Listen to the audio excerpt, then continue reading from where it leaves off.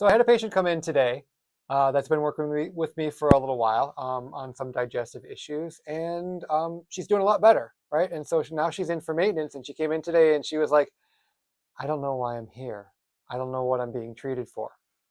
And so this is a great opportunity to educate somebody, right? So a lot of us go through our lives without really good ways to ascertain our health, how we're doing, until something really goes wrong, and then we don't really feel good, and then I don't want to say it's too late, but we should have done something sooner, right? It's too late to dig a well when you're already thirsty, right? And so, we're dependent now on doctors and tests and all these exterior things to give us a sense of how our physiology is doing, how our body is doing, how our health is doing, and we don't need those things. I'm not saying they're not helpful and there isn't a place for them, but there are things that we can tune into that help us understand how our health is doing. And that's what I do as a practitioner. I check in on some basic things to see how people are doing. So when they don't have anything to say to me, I just got to go through my list. All right. So let's go through that list together so you guys know how to check in on your health. All right. So the first one is just digestion.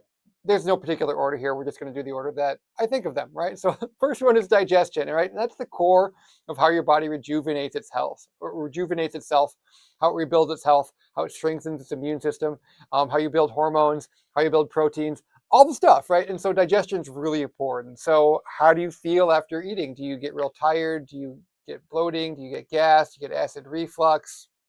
All those things.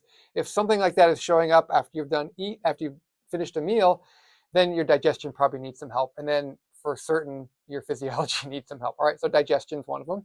Sleep's another big one. When do we rejuvenate? When do we build new tissues? When do we heal wounds? When do we assimilate knowledge and information? It's while we're sleeping. So if you're not getting good quality sleep, if you're not going through all the sleep cycles, right? If you don't feel rested when you're waking up, when you wake up in the morning, if you wake up a lot throughout the night, if you're tossing and turning, if you're really sore in the morning, those are all signs that you're not getting good, restful sleep. If you have really crazy, vivid dreams that don't seem to end all night, those are all signs that you're not getting into the most rejuvenative phase of your sleep process, and that needs to be worked on. So there we go. Sleep is another one. Energy. How's your energy throughout the day? Do you feel, relatively energetic? Do you have times when your energy dips? Are you tired all the time? Are you energetic at weird times, like, in the middle of the night, those types of things? So checking in on how your energy is presenting itself is another really important thing to use to ascertain how you're doing. Hydration. This one's a little trickier because sometimes people's thirst response is not the best, but are you urinating a reasonable amount for how much water you're drinking? Are you not urinating at all? Are you having difficulty urinating? Do you have swelling in your body? Do you constantly have dry mouth? Do you wake up in the middle of the night with dry eyes, dry mouth, that type of thing? That'll kind of give you a sense of your hydration status. That's a trickier one, but there are things that we can do. How supple your skin is, that type of stuff. I can cue us into that because hydration is immensely important. All the chemistry in your body happens in water, so we need to be hydrated to be healthy.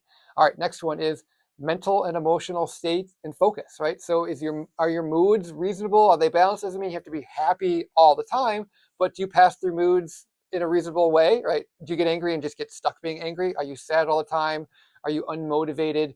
Do you have a hard time just regulating your emotions, right? That's another big sign of distress in the body, especially with the relationship between the conscious mind and the subconscious mind. So, and then mental focus. Are you able to focus on things? Do you have a decent attention span? I know all of our attention spans are like going just down the tubes these days because of things like social media and everything like that. But, is your attention span reasonable? Can you focus on things? Can you acquire new information? Can you learn things? Do you struggle with that?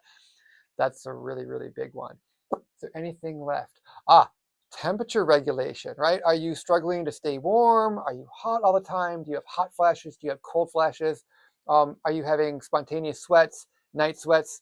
Do you not sweat at all? How good a job is your body doing regulating its temperature? I think that might be all of them. A couple here and there pop up, but instead of spending thousands of dollars on lab tests after we've been sick, you know, maybe we can just start tuning into ourselves on a daily basis. Maybe we can start just journaling how we're feeling or just paying attention to it so we pick up on things sooner and then we don't wait till we're really sick to get help with it. So cool. All right. So there's some things to check in on.